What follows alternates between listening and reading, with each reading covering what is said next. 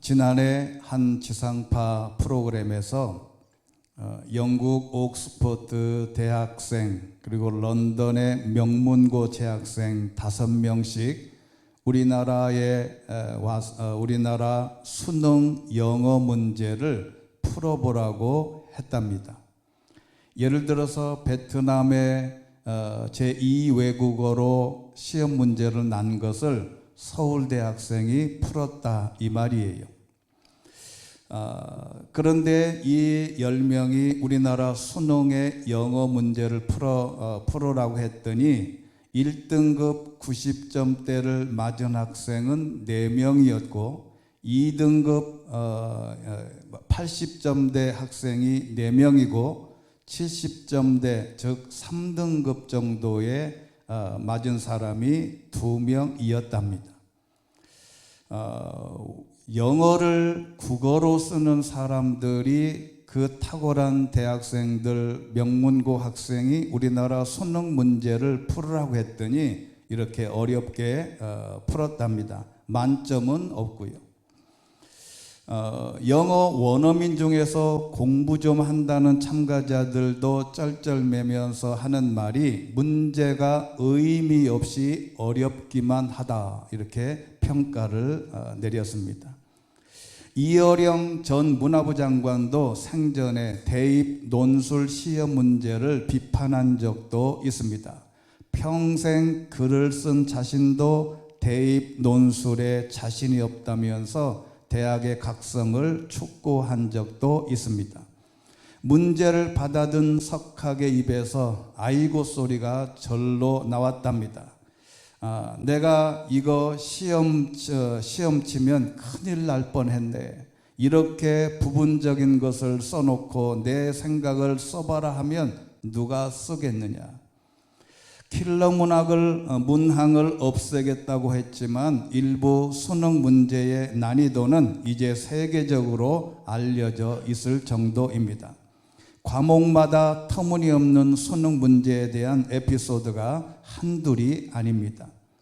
어떤 시인이 자신의 시가 수능에 나왔는데 자신의 시를 지문으로 나온 대입 모의고사 문제를 한 문제도 못 맞췄답니다. 본인이 시를 쓴 문제가 났는데도 맞출 수가 없는 거지요. 한국의 수능은 예나 지금이나 문제를 빠르고 정확하게 푸는 기술을 보는데 초점을 맞추고 있다는 말입니다. 수능의 본래 취지인 폭넓은 사고력 평가를 하는지는 사라진 지는 오래됐다. 제가 중고등학교 다닐 때는 1등을 하려면 모든 과목에서 잘해야 합니다. 사실은 수학을 잘하는 사람이 국어를 못하게 돼 있습니다. 그런데 모두를 잘해야 됩니다. 지금도 마찬가지인데 그런데 조금 변화가 된 것은 요즘은 한 과목만 잘해도 대학을 갈 수 있습니다. 외국에서 유학 갔다 온 사람이 영어만 기가 막히게 잘하면 웬만한 대학은 다 갈 수도 있습니다. 제가 이 글을 보고 생각한 것이 있어서 소개하는 것입니다. 이 글을 보고 한국교회 성도들의 신앙 문제를 생각해 봤습니다. 한국교회 성도들은 신앙생활하기가 정말 힘듭니다. 외국에서는 특히 기독교 국가인 미국을 예로 들어봐도 10분의 1 정도의 힘으로는 미국에서는 탁월한 신앙인인데 우리나라에는 그렇지를 않습니다.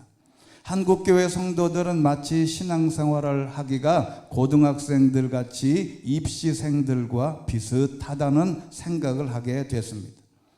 죽기 살기로 신앙생활해도 늘 부족하다 여기고 자괴감에 빠지고 만족이 없고 불안합니다. 그래서 한국 교회 성도들은 신앙생활하기가 정말 힘들어요. 세계 최고의 신앙생활 루틴이 있긴 한데 그래도 부족하다고 생각을 합니다. 주일 성수부터 시작해서 모든 것이 완벽하고 모든 분야에서 100점이 돼야 신앙생활 잘한다고 생각합니다. 그것은 마치 샤머니즘에서 무당에게 치성을 드리듯 너무 율법적인 신앙생활에 빠져버린 것이 아닌가 하는 생각도 들게 됩니다.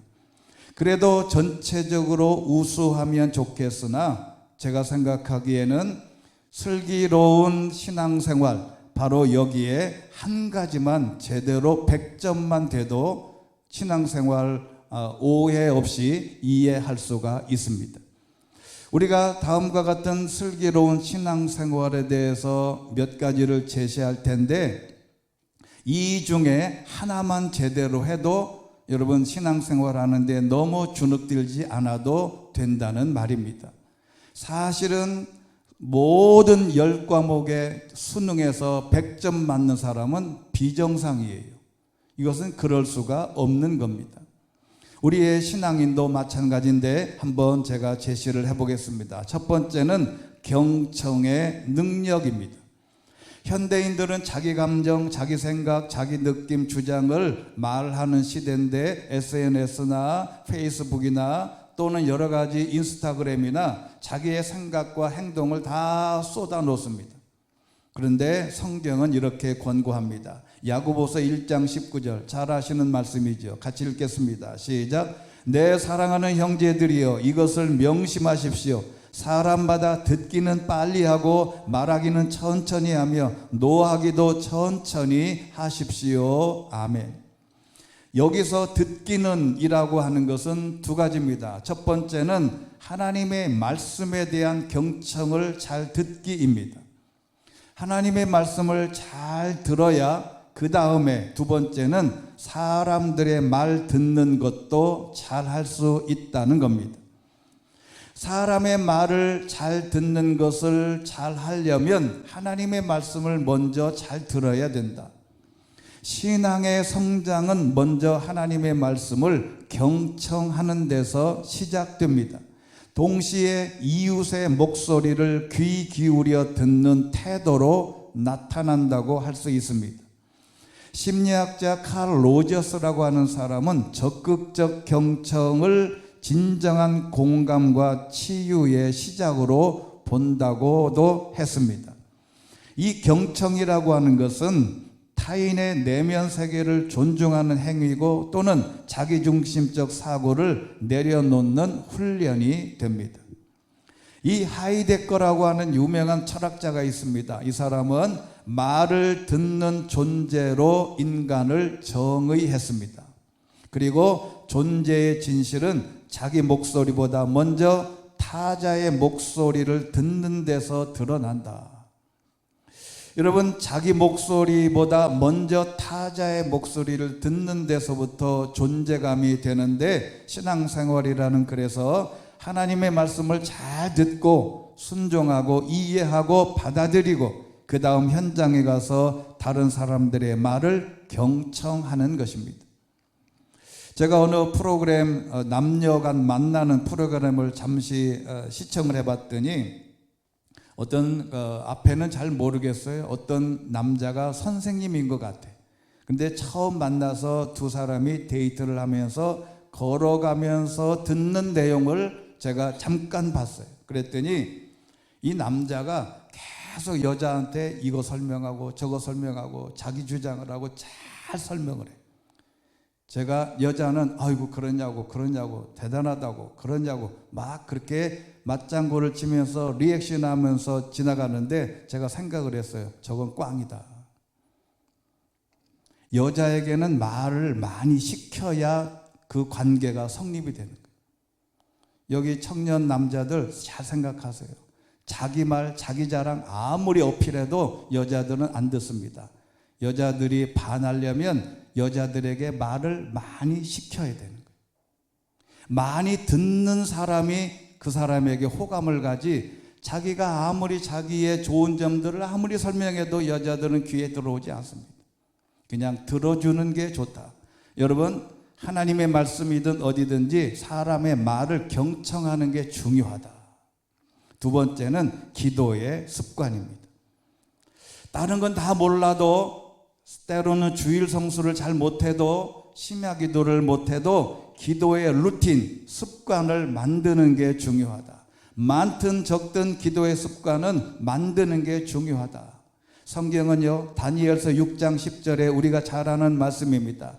다니엘은 명령문에 왕의 도장이 찍힌 것을 알고도 왕이 다니엘이 사자굴 속에 들어갈 거라고, 즉 자신 왕 이외에 다른 것을 섬기면 사자굴 속에 집어넣을 거라고 하는 명령문을, 도장을 찍힌 것을 알고 집으로 돌아갔는데, 그날도 이전에 하는 대로 창문을 열어둔 채 다락방에서 예루살렘을 향해서 3번씩 무릎을 꿇고 하나님께 기도드리며 감사를 올렸다. 3번.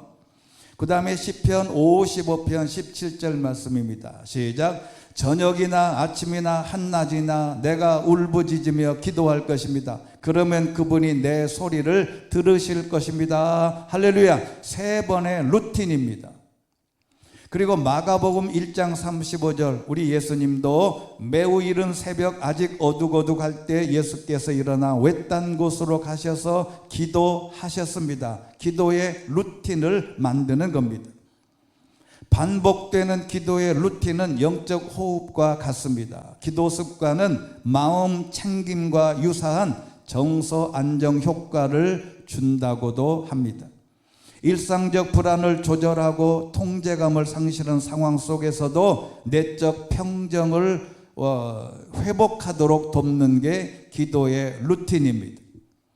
이 키에로 케고르라고 하는 이 철학자는 신앙인은 아닌데, 이 사람은 기도를 하나님 앞에서 자신을 정직하게 세우는 행위다.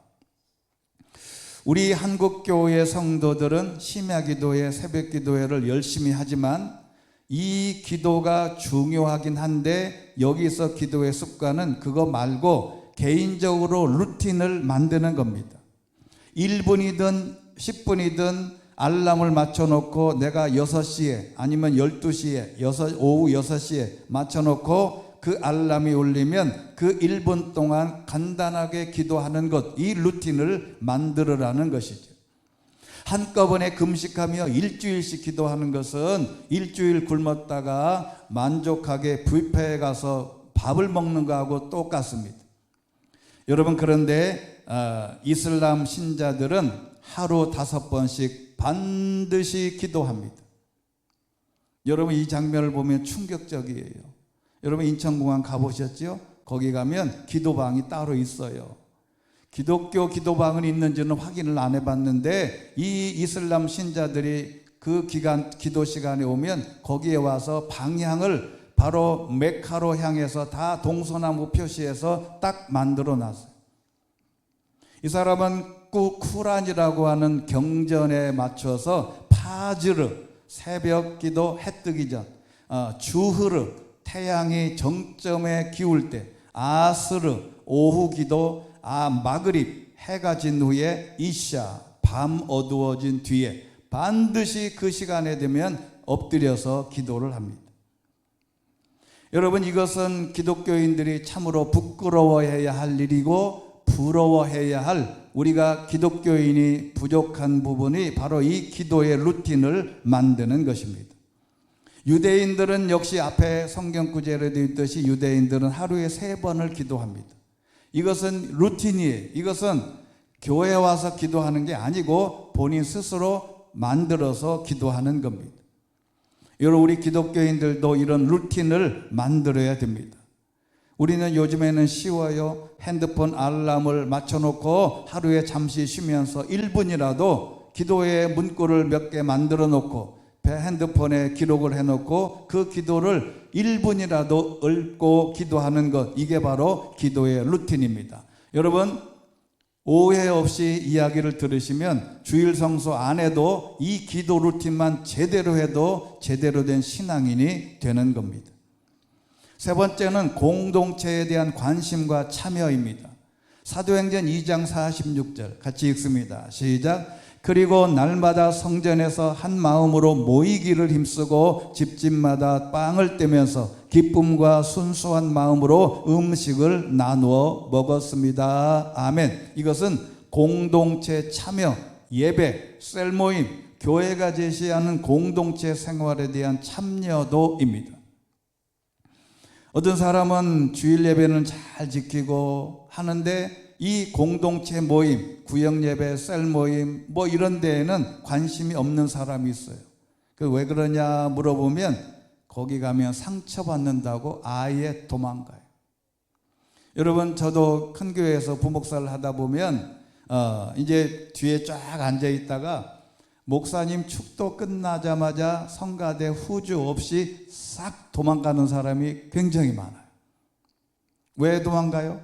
붙들어서 뭐 해라 부탁하면 그거 싫다. 나는 오로지 신앙생활만 나는 자유롭게 하겠다. 여러분, 이것은 아리스토텔레스가 인간을 사회적 동물이라고 불렀는데 기독교도 마찬가지입니다. 기독교도 공동체 동물입니다.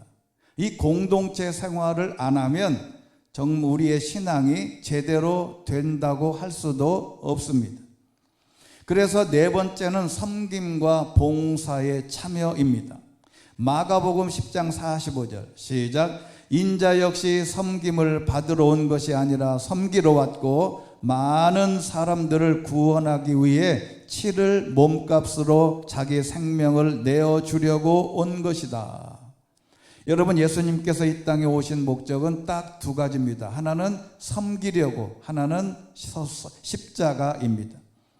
섬김은 곧 십자가인데 남들이 하기 어려운, 하기 싫은 것을 찾아서 봉사하고 섬기는 것입니다. 이 루틴이 깨지면 안 됩니다. 봉사는 그리스도를 닮아가는 핵심적인 길인데 심리학에서도 이타적인 행동, 다른 사람을 위해서 뭔가 하는 것은 행복감과 삶의 만족도를 높이는 것이다, 이렇게 분석을 합니다. 리 레비나스라고 하는 유명한 윤리학자가 있습니다. 이 사람은 이야기하기를 타자에 대한 무한한 책임을 윤리로 정의했습니다. 여러분, 타자에 대한, 다른 사람을 대한, 성경으로 말하면 내 이웃을 내 몸과 같이 사랑하는 것이 윤리의 기본이라는 겁니다. 아무리 스스로 고결하고 스스로 정결하고 스스로 위대하다고 해도 다른 사람들을 위해서 헌신하지 않으면 그 모든 윤리는 꽝이라는 것입니다. 여러분, 현대 교회의 사람들은 섬김과 봉사를 많이 깊이 합니다. 여름에 식당 봉사하기 어려워요. 다 깊이 해요. 여러분, 웬만한 개척교회에서 어느 정도 있다가 피곤합니다. 힘들어요. 그러면 웬만한 생각 드는 사람들은 이제 그 시점에 큰 교회로 다 가요. 큰 교회로 가면 뭐가 편해요? 알아보는 사람도 없고 봉사 안 해도 되고 주일날 가서 예배 드리고 오면 뭔가 다 된 것처럼. 그런데 우리의 신앙생활의 기본은 이걸 하지 않으면 교회 공동체 자신의 신앙이 바로 설 수 없는 것입니다. 그리고 다섯 번째는 말씀을 현실에 적용하는 연습입니다. 성경 말씀은 단순히 읽고 아는 데서 멈추지 않고 삶 속에서 구체적으로 적용해야 되는데 야고보서 1장 22절 말씀. 자, 시작. 여러분은 말씀을 실천하는 사람이 되고 듣기만 해 자신을 속이는 사람이 되지 마십시오.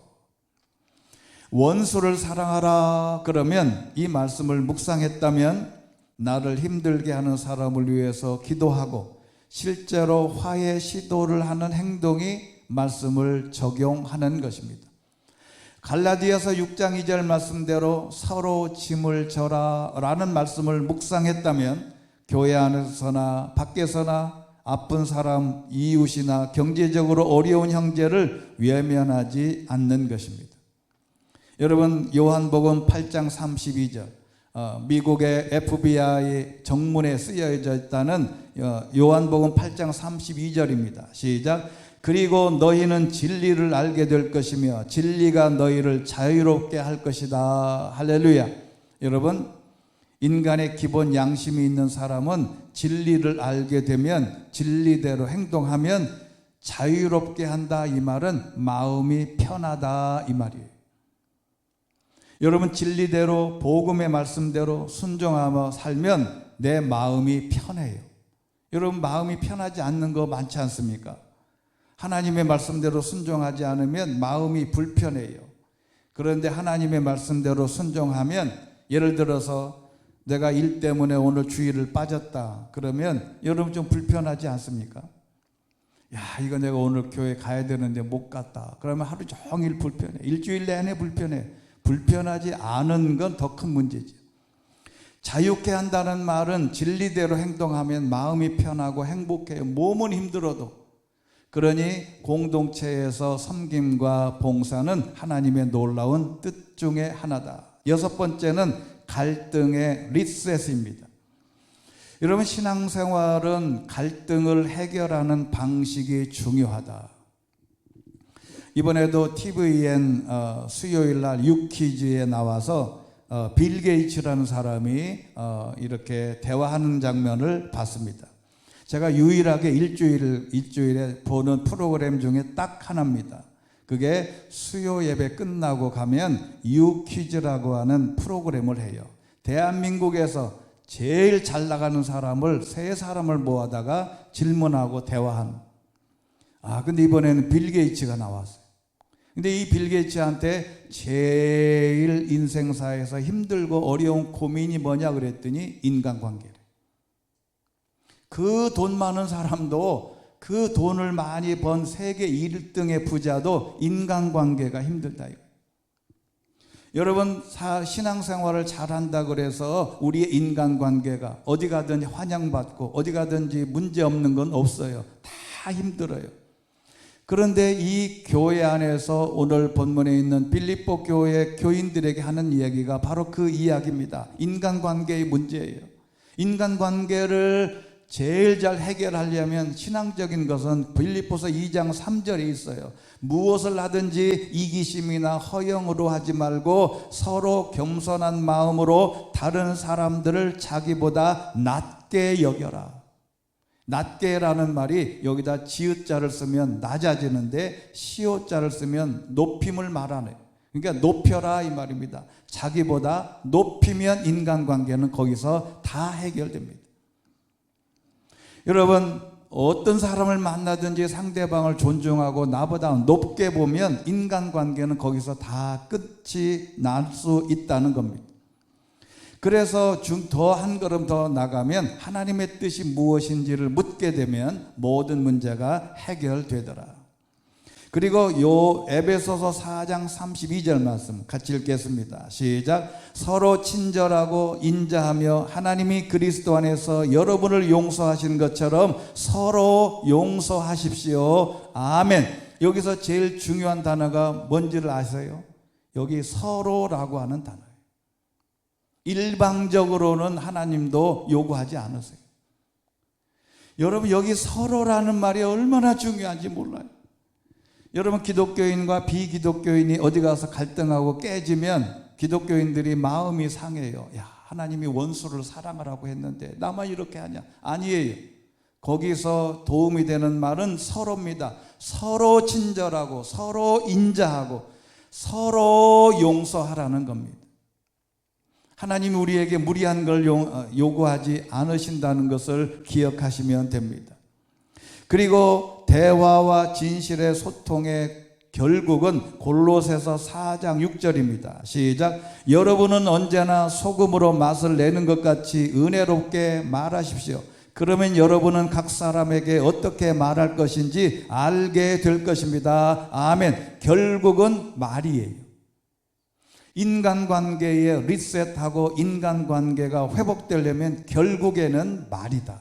말을 은혜롭게 하는 겁니다. 말을 은혜롭게 한다는 말은 여러 가지가 포함이 돼요. 심리학에서 말하는 갈등의 핵심은 공감과 적극적 경청이라고 합니다.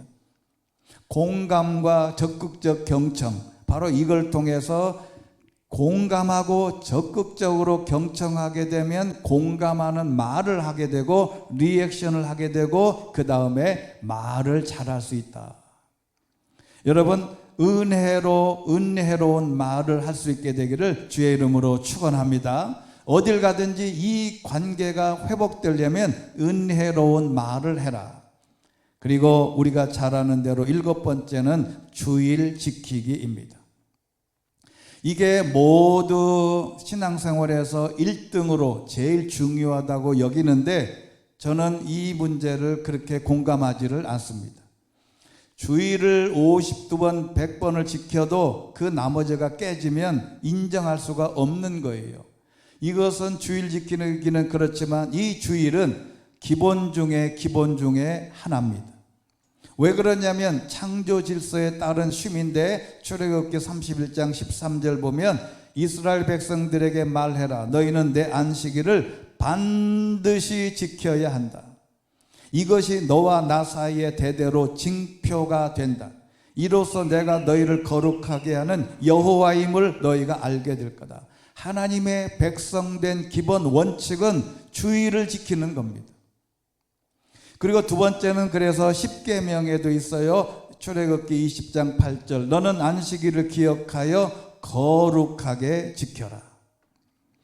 단순한 휴식이 아니라 기도와 말씀과 묵상의 중심이 되는 예배를 포함하는 겁니다. 그리고 신명기 5장 15절 말씀 보면 너희가 이집트 땅에서 종이었던 것과 같이 너희 하나님 여호와께서 강한 손 쭉 뻗친 팔로 너희를 거기서 이끌어 내셨음을 기억하라. 그러므로 너희 하나님 여호와께서 안식일을 지키라고 너희에게 명령한 것이다. 하나님의 명령은 지켜야 되는 거지 거부하면 안 되는 겁니다. 안식일은 해방의 기념일이에요. 그래서 유명한 말씀, 여러분 마가복음 2장 28절 예수님이 하신 말씀입니다. 자, 같이 읽겠습니다. 큰 소리로 시작. 그러므로 인자는 안식일에도 주인이다. 이 말은 주일의 시간은 내 마음대로 사용할 수 있는 게 아니다는 거예요. 내 마음대로 내 사적인 일로 쓰는 게 아니다. 그래서 예수님의 안식일의 본뜻을 회복했는데 율법적 규제보다 사람을 살리는 자비와 회복을 강조하셨고 안식일은 그리스도 안에서 완전한 쉼, 영적 안식을 성취되는 것을 말합니다. 그래서 안식일은요, 일을 멈추고 하는 일을 멈추고 그 다음에 예배와 말씀 중심으로 예배하고 자비의 행위와 섬김을 통해서 하나님께 영광 돌리는 기본을 마련하고 또는 네 번째는 가족과 교회 공동체와 함께 시간을 보내며 영적 정서적 유대를 강화하는 것. 여러분 미국 사회에서는 보면 교회 갈 때 부모와 자녀들이 꼭 손잡고 가는 이미지 사진이 많아요. 우리나라는 어른 예배 따로, 아동 예배 따로인데 외국 예배 영화나 드라마에서 보면 어린아이하고 어른하고 같이 예배 드리는 장면이 많이 나와요. 그럼 우리가 생각하기는 그렇게 얘기를 해요. 어린아이들이 어른 설교를 들을 수 있냐? 아니에요. 아이들이 어른들 설교 더 잘 듣습니다. 여러분 이게 굉장히 중요한 요소인데 그래서 궁극적으로 하나님의 나라 영원한 안식을 미리 경험하는 게 주일이다. 안식일의 주인은 누구라고요? 예수님이다. 마지막 8번째는 자기 점검입니다. 우리가 신앙생활이라고 하는 것은 바로 자기 점검이 중요한데 고린도후서 13장 5절 말씀 우리 큰 목소리로 한번 읽겠습니다. 시작. 여러분이 믿음 가운데 있는지 여러분 자신을 살피고 계속해서 시험해 보십시오. 예수 그리스도께서 여러분 안에 계심을 스스로 알지 못합니까? 그렇지 않으면 여러분은 하나님께 인정받지 못한 사람들입니다. 아멘. 여러분 자신을 살피고 나이 18살 성인이 되면요 아무도 통제할 수가 없어요. 더군다나 신앙생활 오래 하신 어른들은 스스로 살피기 전에는 절대로 자신의 모습을 볼 수가 없습니다. 신앙생활이라고 하는 것은 끊임없이 자기 성찰을 통해서 하나님과의 관계를 점검하고 말씀에 비추어서 자신의 삶을 돌아보는 게 중요하다. 시편 139편 23절 오 하나님이여 나를 살펴 내 마음을 알아주시고 나를 시험해 내 생각을 알아주소서. 내 안에 혹시라도 악한 것이 있는지 보시고 나를 영원한 길로 인도하소서.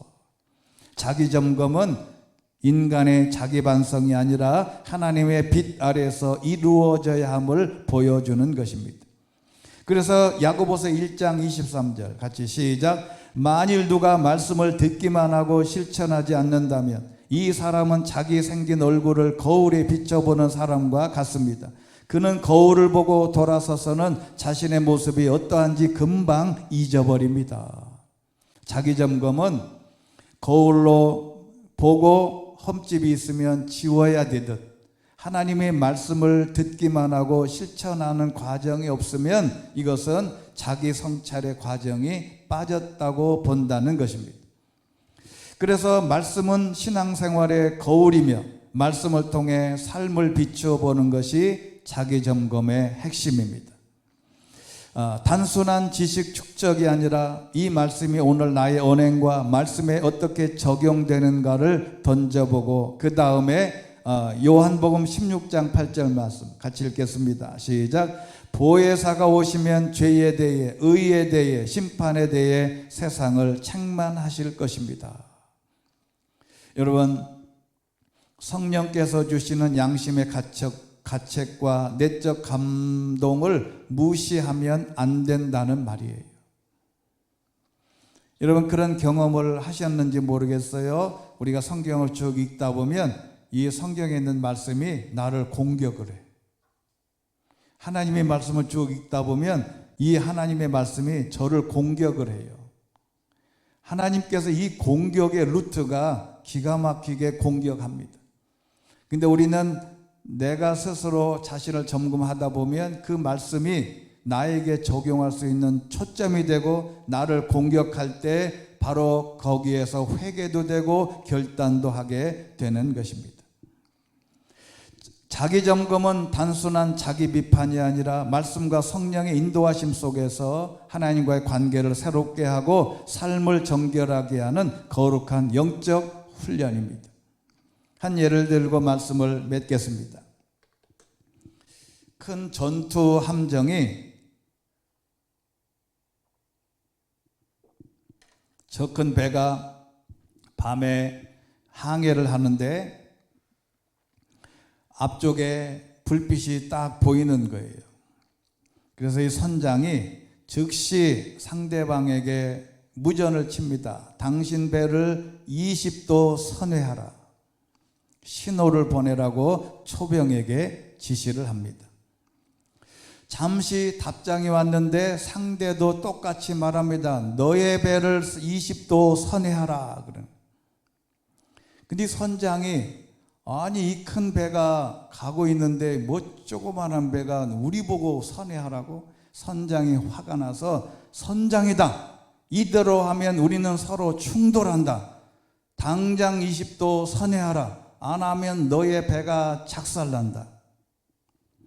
답이 또 돌아왔어요. 선장이라고 하니까 나는 2등 항해사인데 너의 배를 20도 선회할 것을 강력하게 경고한다. 그래. 아니 2등 항해사는 이거는 완전히 군인 사회에서 아주 하급인데 선장이 그러니까 2등 항해사가 나는 2등 항해사인데 너의 배를 20도 니들이 옮겨라. 그랬더니 선장이 분노해가지고 화가 머리끝까지 올라왔을 거 아니에요. 그랬더니 우리는 전함이다. 빨리 얼른 비껴라. 그랬더니 그때 예상치 못한 답이 돌아왔어요. 우리는 등대다. 여러분 누가 피해야 돼요? 전함이 피해야 되는 거예요. 아무리 2등 항해사도 우리는 등대다. 등대를 들여받아 봐요. 그건 육지인데 아무리 큰 전함도 탈락입니다. 여러분 살다 보면 우리에게 등대가 등장합니다. 하지만 상대가 확인하지 못한 채 그 등대를 향해서 비껴서라고 하는데 오늘 말씀드린 이 8가지는 등대와 같습니다. 이거를 비껴가려고 하면 안 돼요. 이것은 우리가 순종해야 된 책임이 있는 거예요. 여러분, 내가 비껴서야 할 경우가 훨씬 더 많습니다. 그걸 분석하고 깨닫는 게 지혜입니다. 그런데 내 생각, 내 판단, 내 경험, 내 생각이 우선이라고 최상이라고 알고 있으면 안 돼요. 그거를 비껴가야 된다니까. 하나님의 말씀은 등대입니다. 이 등대에 분노할 게 없어요. 이유를 달 게 없습니다. 등대가 변해야 된다고. 시대가 변했기 때문에 주일 성수는 옛날 일이라고 외치면 안 된다는 말입니다. 세상의 어떤 큰 함정도 진리 앞에서는 이동해야 됩니다. 그래서 이사야서 2장 11절 말씀, 기가 막힌 말씀을 같이 한번 큰 목소리로 읽겠습니다. 시작. 인간의 오만한 눈이 감기고 사람들의 거만함이 꺾일 것이니 그날에 여호와 그분만이 홀로 더 높으실 것이다. 할렐루야. 나의 오만한 눈, 나의 거만함을 꺾어야 하나님의 뜻이 등대가 빛나는 것입니다. 여러분, 등대는 비껴서야 할 대상이 아닙니다. 그 등대의 빛은 그 빛을 보고 안전하게 항해하라는 신호입니다. 바다에 떠있는 그 어떤 배도 등대를 보고 등대가 그 항해를 막는 게 아니라 등대의 불빛들은 우리를 망하게 하려 하는 존재가 아닙니다. 우리를 안전하게 하는 것인데 자신을 제대로 아는 것이 등대를 알 수 있는 지름길이기도 하는데 오늘 말씀드린 경청의 능력, 기도의 습관, 공동체에 대한 관심과 참여, 섬김과 봉사의 참여, 말씀의 현실 적용과 연습, 갈등의 리셋, 주일 지키기, 자기 점검 등은 하나님이 우리에게 보내주신 등대의 불빛과 똑같습니다. 이게 잘못됐다고 하면 안 돼요. 그런데 이 등대의 불빛 같은 이 8가지의 말씀들은 우리가 지키면 하나님께 복이 된다는 게 전제 조건이에요. 등대는 배가 빠지라고 파산하라고 만들어 놓은 게 아닙니다. 그런데 결론적으로 이 모든 것을 잘 하도록 강요하는 것이 한국 교회입니다.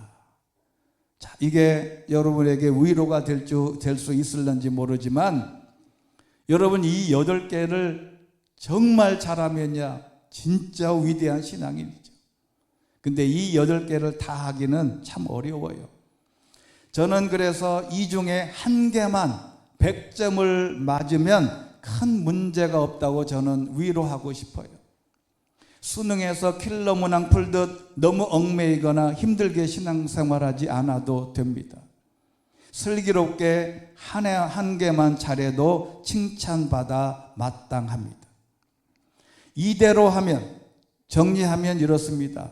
8개를 100점 맞아서 800점 만점에 800점만 맞으면 그것처럼 좋은 신앙생활이 없어요. 그렇다고 해서 그 8개를 100점 맞기를 힘들다면 이 중에 한 개라도 100점을 맞아서 그 부분으로 하나님의 백성이 되고 등대의 불빛이 되어 우리의 삶이, 우리의 생애가, 우리의 신앙이 점점 빛나게 되시기를 주의 이름으로 축원합니다. 은혜가 풍성하신 하나님 아버지, 오늘도 주의 전에 나와 하나님 앞에 나와 예배하는 주의 백성들 하나님께서 흔쾌히 받아주시고 저들의 생애를 복주시고 저들의 삶의 등대가 되어 우리의 삶을 인도함 받는 하나님의 놀라운 은혜를 체험하고 간증하는 역사가 있게 하여 주시옵소서. 우리의 힘으로 감당할 수 없다 하여 등대 보고 비켜서라 말하지 않게 하시고 하나님의 말씀이 등대의 빛이라면 그 말씀대로 순종하여 우리의 삶이 하나님이 주신 복과 은혜가 넘치는 경험을 할 수 있도록 은혜 내려 주시옵소서. 예수 그리스도 이름으로 기도드리옵나이다. 아멘.